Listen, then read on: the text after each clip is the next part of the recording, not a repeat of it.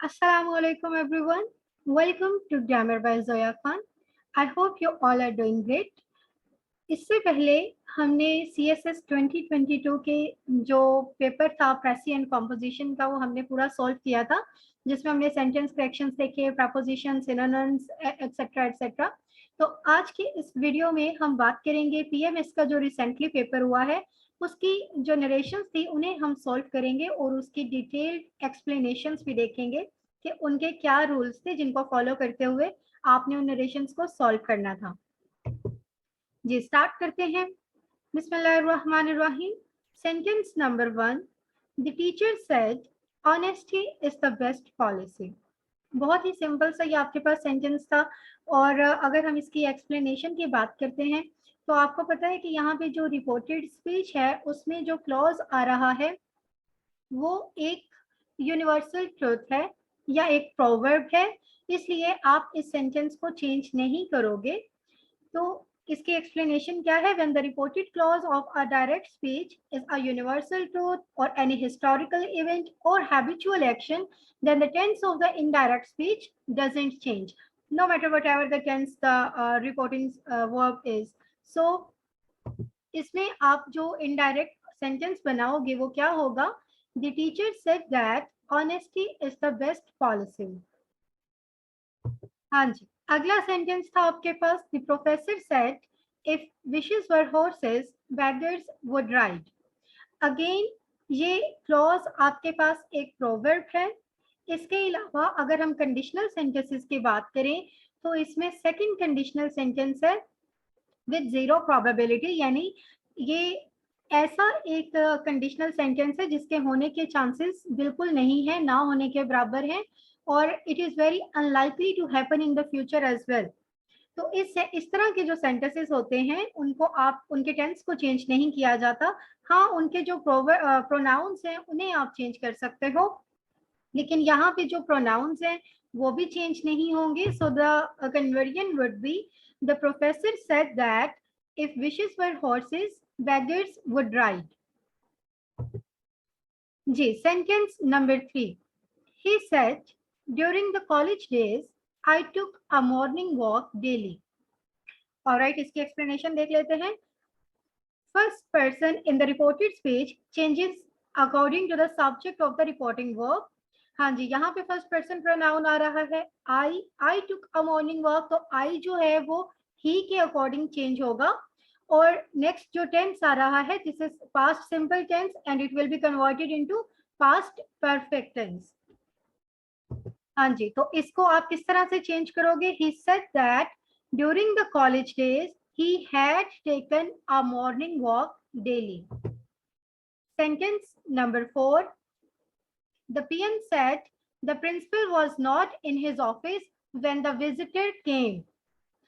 इसकी एक्सप्लेनेशन देखते हैं। अगेन इसमें एक चीज याद रखिएगा कि यहाँ पे जो क्लॉज आ रहा है उसमें जो दो तरह की एक्टिविटीज हो रही हैं, पास्ट में दो तरह की एक्टिविटीज हो रही हैं और उन दोनों को कनेक्ट किया हुआ है टाइम क्लॉज ने।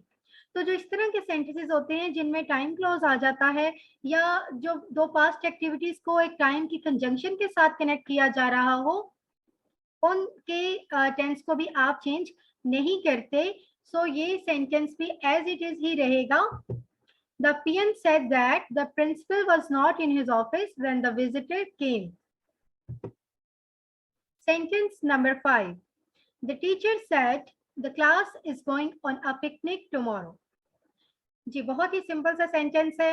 इस गोइंग को आप सिंपली चेंज कर दोगे was going में, और टुमारो को आप चेंज कर दोगे the next day में। The teacher said that the class was going on a picnic the next day. Sentence number 6, my younger brother said I want new clothes. Again first person pronoun आ रहा है, so it will be changed as per the subject of the reporting verb which is my younger brother, and want है तो आप इसे wanted में change कर दोगे। present indefinite tense है, past indefinite में convert हो जाएगा, and the conversion would be my younger brother said that he wanted new clothes. Sentence number 5, you said to him no, your brother did not come here yesterday. अच्छा जी, इसमें अब जो pronoun आ रहा है वो सेकंड पर्सन प्रोनाउन है। इसे आप ऑब्जेक्ट के अकॉर्डिंग चेंज करोगे, object of the reporting verb. और सेकेंडली डिड नॉट है यानी कि पास्ट सिंपल टेंस आ रहा है, तो आप इसे पास्ट परफेक्ट टेंस में चेंज करोगे। थर्ड हेयर है तो वो देयर में कन्वर्ट हो जाएगा। यस्टरडे है तो वो आप द प्रीवियस डे या फिर द लास्ट डे में चेंज कर सकते हैं। So here is the conversion, you told him that. अच्छा देखिए, पीछे जितने भी सेंटेंसेस आ रहे थे उनमें टोल्ड हमने अभी तक यूज नहीं किया, क्योंकि वहां पे कोई ऑब्जेक्ट नहीं था रिपोर्टिंग वर्ब में। अब यहाँ पे ऑब्जेक्ट आ रहा है तो आप इसे चेंज कर रहे हो। You told him that his brother had not come there the previous day. Sentence number 8, I said to him, sir, my book was stolen by somebody from my desk yesterday. Again, अब यहाँ पे देखिए, my book है, first person pronoun है, according to the subject of the reporting verb change होगा। was stolen को आप convert कर दोगे had been stolen में, और yesterday को आप चेंज करोगे द प्रीवियस डे या द लास्ट डे में। और सर है तो इस तरह के जो सेंटेंसेस होते हैं जिनमें सर मैडम आ रहा हो तो आप उन्हें चेंज करते हुए कहते हो रिस्पेक्टफुली। तो I told him respectfully that my book had been stolen by somebody from my desk the last day. जी, तो ये थी पीएमएस के पेपर की जो नरेशंस है उनका सॉल्यूशन। और इसमें एक चीज याद रखिएगा, सेंटेंस नंबर 7 में कुछ स्टूडेंट्स को कंफ्यूजन हो सकती है कि यहाँ पे जो नो है वो आपने उसको चेंज क्यों नहीं किया या उसको आपने यूज क्यों नहीं किया। मोस्टली हम इस तरह के सेंटेंसेस भी बनाते हैं जिनमें कहा जाता है कि ही रिप्लाइड इन अफर्मेटिव और इन अ नेगेटिव एक्सेट्रा एक्सेट्रा, लेकिन वो हम तब यूज करते हैं जनरली एंड मोस्टली जब रिपोर्टिंग वर्ब में ऑब्जेक्ट नहीं होता। फॉर एग्जाम्पल, अगर यहाँ पे सिर्फ इतना होता कि you said know your brother, तो आप फिर इस सेंटेंस को इस तरह से भी कन्वर्ट कर सकते थे कि यू डिनाइड, राइट। फिर आप इस तरह के वर्ड्स और फ्रेजेस आप यूज कर सकते थे, लेकिन यहाँ पे ऑब्जेक्ट की वजह से इट इज बेटर कि आप यस नो इस तरह के जो वर्ड्स होते हैं आप उन्हें वैसे ही स्किप कर देते हो, उड़ा देते हो। ऑलराइट, नाउ नेक्स्ट वीडियो में हम पैसिव एक्टिव और पैसिव जो थे पीएमएस पेपर में उनको सॉल्व करेंगे इंशाल्लाह, और उसकी प्रपोजिशंस जो हैं वो उन पे भी हम एक वीडियो बनाएंगे।